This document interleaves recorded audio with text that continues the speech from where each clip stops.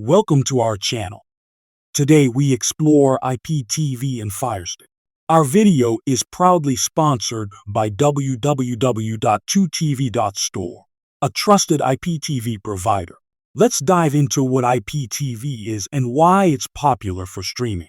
IPTV stands for Internet Protocol Television, offering various streaming services. You may wonder, is using IPTV legal, especially with Firestick? The legality depends on the content source and provider's licensing agreement. Legal IPTV providers hold proper licenses for distributing digital content. Choosing an unauthorized provider can lead to unwanted legal consequences.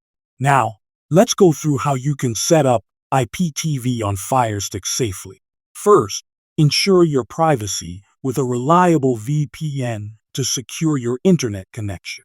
Next, download the IPTV app compatible with Firestick through the App Store.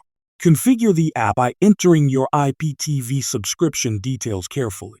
Now, simply enjoy high-quality streaming legally and safely on your device. Remember, always use reputable providers like www.2tv.store for best safety.